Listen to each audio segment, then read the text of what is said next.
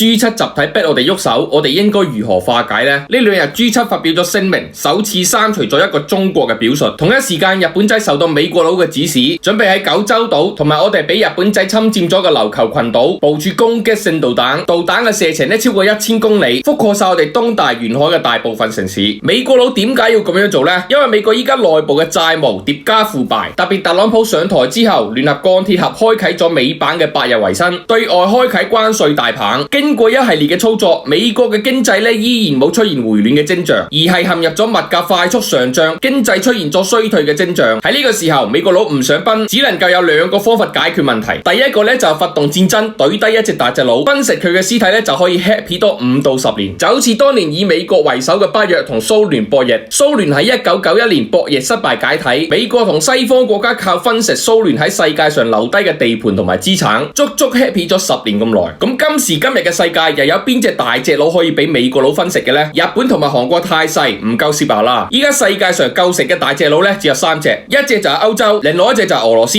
最後剩低嘅咧就係我哋。